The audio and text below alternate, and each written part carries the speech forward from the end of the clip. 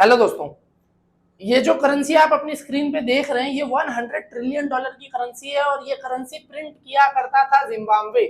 तो जिम्बाब्वे इतनी बड़ी करेंसी क्यों प्रिंट करता था? 14 जीरो आते हैं 100 ट्रिलियन डॉलर में। कितने? 14। इतनी बड़ी करेंसी, क्या कारण है? आइए जानते हैं आज के इस वीडियो में। अब ये बात तो हम सबको पता है कि कोई भी कंट्री जब इतनी बड़ी करेंसी प्रिंट करती है तो उनका इकोनॉमी कोलैप्स हो रहा होता है, तभी करते हैं। तो ये क्या हो रहा था, क्यों हो रहा था, ये जानने से पहले हम एक बैकग्राउंड समझ लेते हैं जिम्बाब्वे का। जिम्बाब्वे का सीन ये है कि 1980 तक ये लोग भी ब्रिटिशर्स के गुलाम थे। ब्रिटिशर्स की कॉलोनी थी यहाँ पे, जैसे हमारे यहाँ ब्रिटिशर्स की कॉलोनी थी। और जैसे हमको 1947 में ब्रिटिशर्स से आजादी मिली, उसी तरीके से जिम्बाब्वे को 1980 में मिली। और इनके जो पहले लीडर थे वो रॉबर्ट मुगाबे। ये इंसान, इसी इंसान का सारा करा धरा है जिसकी वजह से इनको 100 ट्रिलियन डॉलर की करेंसी प्रिंट करनी पड़ी। ठीक है। अच्छा, ये पूरा तामझाम करने से पहले जिम्बाब्वे जो है वो अफ्रीका के मोस्ट एजुकेटेड पॉपुलेशन में से एक माना जाता था, यानी एजुकेशन का दर काफी ऊपर था। और plus bread and basket of Africa भी उसको कहा जाता था। क्यों? क्योंकि जिम्बाब्वे अफ्रीकन कॉन्टिनेंट का सबसे ज्यादा एग्रीकल्चर प्रोड्यूस करता था। लेकिन फिर क्या हुआ कि इनको इकोनॉमी कोलैप्स होना शुरू हुई। उसके पीछे का कारण हम समझते हैं। यहाँ पे रॉबर्ट मुगाबे से गलती क्या हुई? रॉबर्ट मुगाबे ने जो गलतियां की वो हम समझ लेते हैं आज के इस वीडियो में कि इन्होंने क्या क्या मामले जो है वो गड़बड़ किए। सबसे पहली गलती रॉबर्ट मुगाबे की, पहली बार सत्ता मिली है, गुलाम लोगों की सत्ता मिली है। उन लोगों पे हुकूमत करने का मौका मिला है जो सैकड़ों साल से जो है वो गुलाम थे ब्रिटिशर्स के। और अपनी सत्ता बाकी रखने के लिए इस इंसान ने क्या किया? लोगों को खुश करने के लिए कि जितने भी व्हाइट फार्मर्स हुआ करते थे, व्हाइट ओन फार्मर्स, जो कमर्शियल लैंड थी, वो उनसे छीन लिया और अपने पॉलिटिकल सपोर्टर्स को और उन लोगों को हैंड ओवर करना शुरू किया जिनके पास फार्मिंग का, एग्रीकल्चर का कोई एक्सपीरियंस ही नहीं है।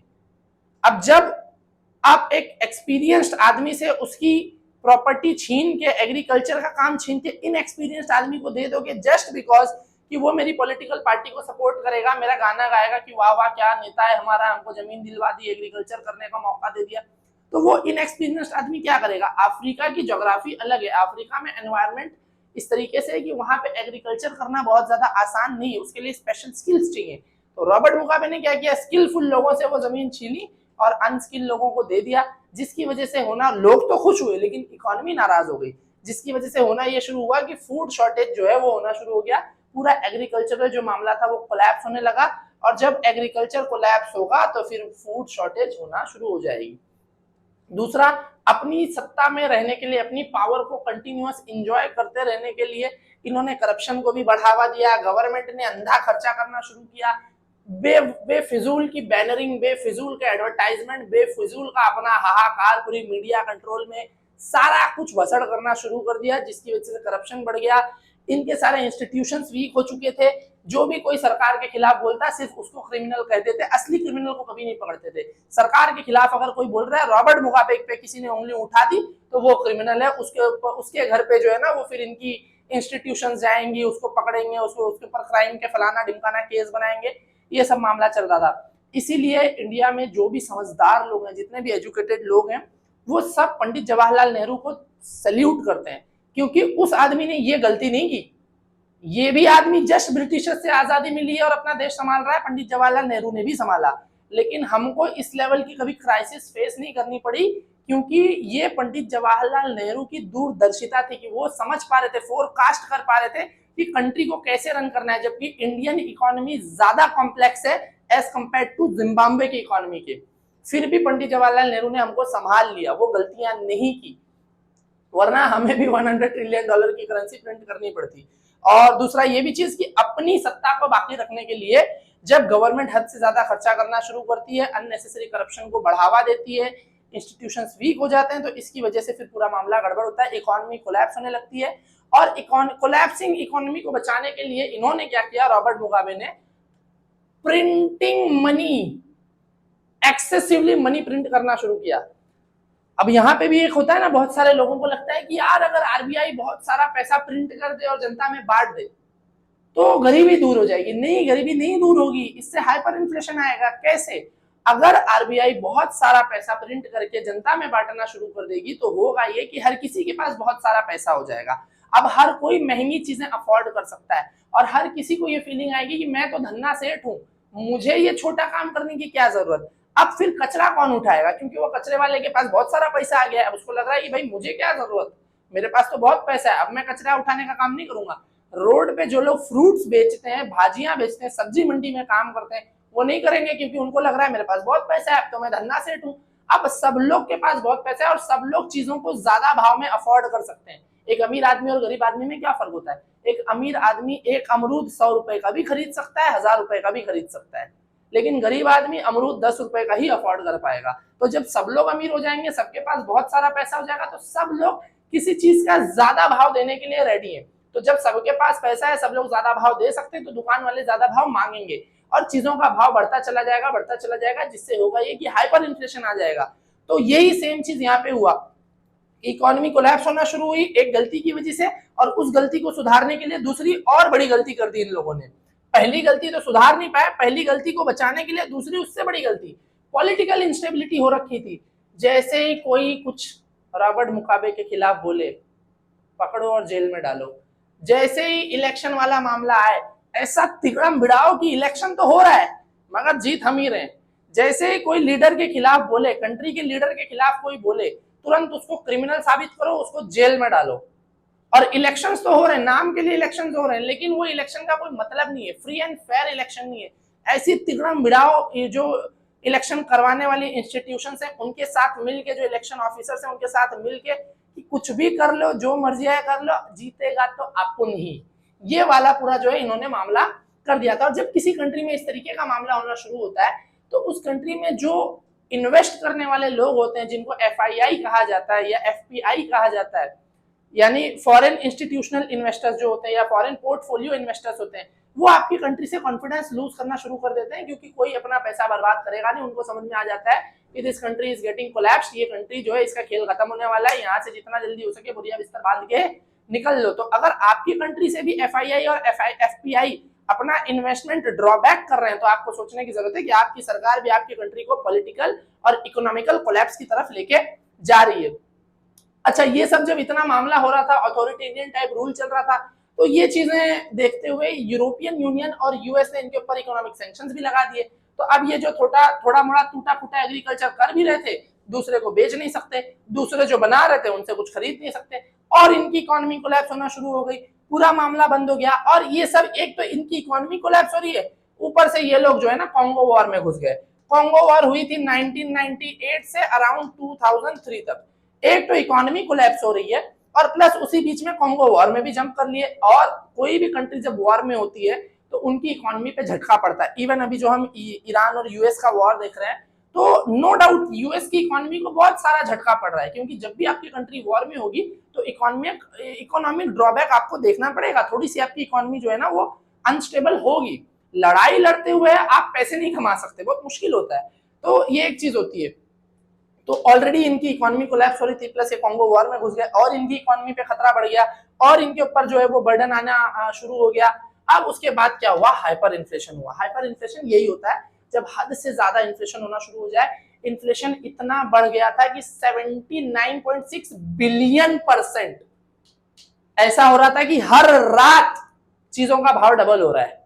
जो चीज आज 10 रुपए की मिलती है कल वो 20 की हो गई, जो कल 20 की मिल रही है परसों 40 की हो रही है, उसके बाद 80, उसके बाद 160।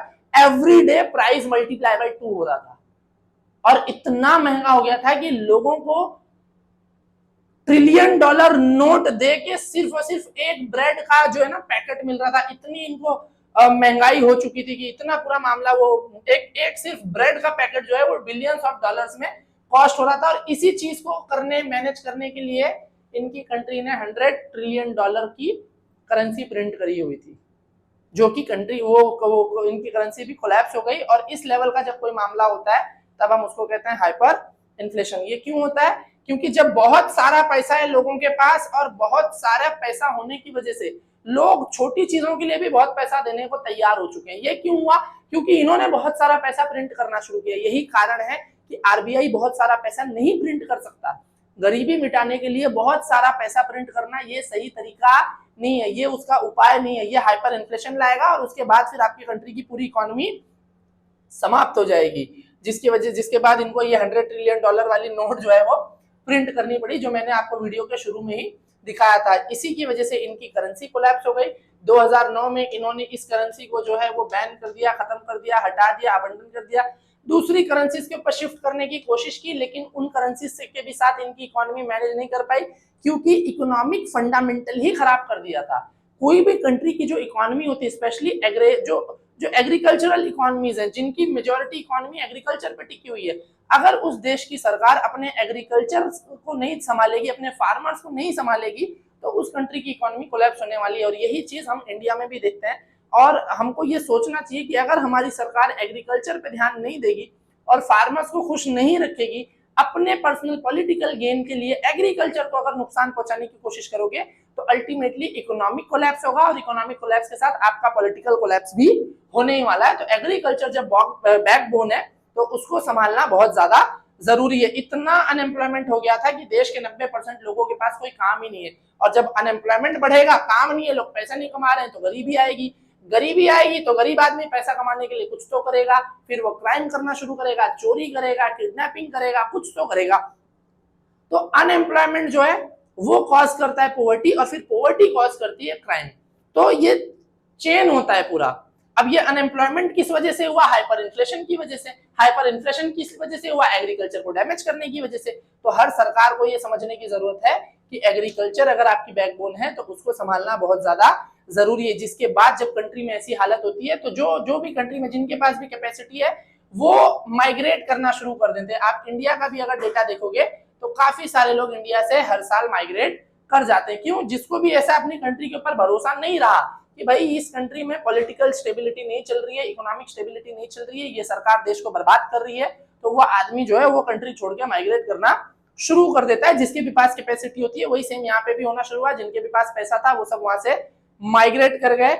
इतनी महंगाई बढ़ चुकी थी कि गवर्नमेंट हॉस्पिटल्स के अंदर दवाइयां नहीं है, डॉक्टर्स काम करने को तैयार नहीं है, स्कूल्स बंद करने पड़ रहे हैं, क्योंकि टीचर्स को सैलरी देने के लिए सरकार के पास ही पैसा नहीं है। अब आप सोचो क्या हालत हुई होगी। अच्छा, इन चीजों को मैनेज करने के लिए फाइनली 2017 में इनकी मिलिट्री को जब समझ में आया कि भाई ये रॉबर्ट मुगाबे ने सब बर्बाद कर दिया है, तो उनकी मिलिट्री ने रॉबर्ट मुगाबे को उठा के फेंक दिया, उसको हटा दिया, और उसकी जगह पे इस नए बंदे को लाया, जिनका नाम है एमरसन नांगवागवा। इनको लाया गया। इनसे ये उम्मीद थी कि ये इकोनॉमिक रिकवरी कराएंगे, पॉलिटिकल रिफॉर्म करेंगे, लेकिन ये सारी उम्मीदें धरी की धरी रह गई। कुछ खास इंप्रूवमेंट नहीं हो पाया, थोड़ा मोड़ा इंप्रूवमेंट खाली हुआ। और जब कंट्री की इकोनॉमिक की नींव ही खराब है, तो उसको वापस से सुधार पाना बहुत ज्यादा मुश्किल होता है। और अगर हम अभी की सिचुएशन की बात करें कि क्या सिचुएशन चल रहा है जिम्बाब्वे में आज 2026 में, तो अभी भी वही सिनेरियो चल रहा है, और यही वहां के फिलहाल के प्रेसिडेंट है, लीडर हैं। वहां पे अभी भी उनकी करेंसी जो है वो स्ट्रगल कर रही है, उनकी इकोनॉमी अभी भी फेस कर रही है, उनके ऊपर अभी भी करप्शन की इश्यूज हैं, डेब्ट क्राइसिस हैं, और बहुत कुछ है। इन्होंने बहुत सारी अलग अलग करेंसी ट्राई कर ली, लेकिन किसी भी करेंसी से कोई भी फायदा नहीं हुआ। अच्छा, इन सारे मामले में चाइना का अपना अलग फायदा था। चाइना जब भी किसी कंट्री को नोटिस करता है कि इस कंट्री की हालत खराब है और इनकी इकोनॉमिक जो है कोलैप्स होने वाली है, तो चाइना दौड़ के वहां इन्वेस्ट कर देता है। चाइना का ये गेम बड़ा तगड़ा है। चाइना बांग्लादेश में हेवीली इन्वेस्टेड है, पाकिस्तान में हेवीली इन्वेस्टेड है, ईरान में हेवीली इन्वेस्टेड है। तो चाइना उन कंट्रीज में बहुत इन्वेस्ट करता है जहां पे उसको लगता है, चाइना क्यूबा में हेवीली इन्वेस्टेड है कि इनकी इकोनॉमी कोलैप्स होने वाली है, तो चाइना उनको लोन बहुत भर भर के देता है, वहां पे इन्वेस्ट करना शुरू करता है। और जब वो लोग लोन नहीं चुका पाते, तो बदले में उनसे उनकी रिसोर्सेस मांगता है कि आप पैसे नहीं लौटा सकते ना, आप बदले में रिसोर्सेस दो। तो चाइना ने यहाँ पे हेवीली इन्वेस्ट करना शुरू किया, और इसी पॉइंट ऑफ व्यू से कि फ्यूचर में फिर हम अफ्रीका के जो है वो रिसोर्सेस एक्सप्लॉइट करेंगे, और चाइना उसको करता भी है। और चाइना जब वहां पे इन्वेस्ट करना शुरू किया, तो बाय डिफॉल्ट यूएस ने इनको और सैंक्शंस लगाना शुरू किया, जैसे ईरान के साथ होता है। अब इस तरीके से जो है ना, ये सारी चीजें यहाँ पे होने लगी, और आज भी यहाँ की जो इकोनॉमी है वो स्ट्रगल कर रही है।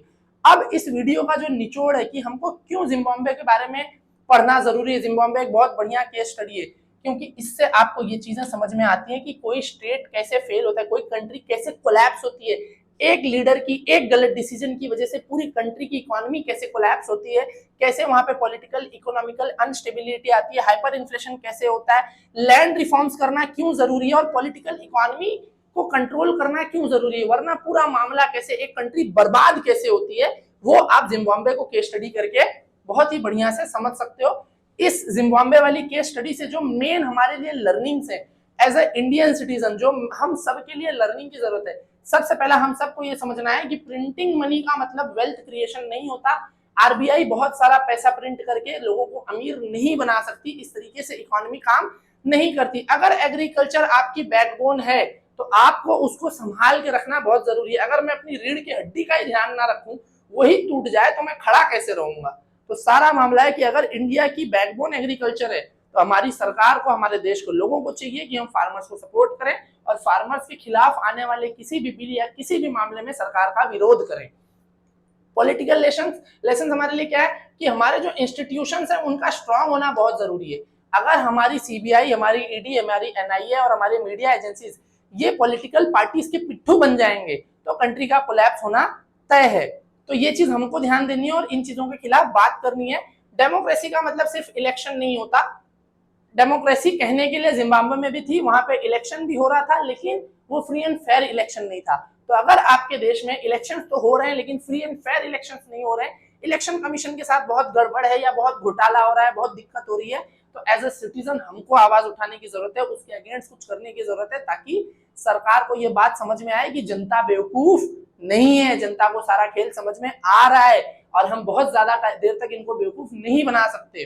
तो ये एक चीज है। और सोशल लेसन यही है कि अगर इकोनॉमी कोलैप्स होगी तो माइग्रेशन होना शुरू होगा और इंस्टेबिलिटी आएगी और ओवरऑल कंट्री का मामला समाप्त हो जाएगा। तो यही था आज का वीडियो, जिसमें जिम्बाब्वे की केस स्टडी हमने डिस्कस की। अगर वीडियो पसंद आए तो वीडियो को लाइक जरूर करना, फ्रेंड्स के साथ, फैमिली के साथ शेयर करो। इसी तरीके की और शॉर्ट वीडियोस देखने के लिए मुझे इंस्टाग्राम पे भी फॉलो कर सकते हैं। मिलते हैं नेक्स्ट वीडियो में, फिलहाल के लिए गुड बाय।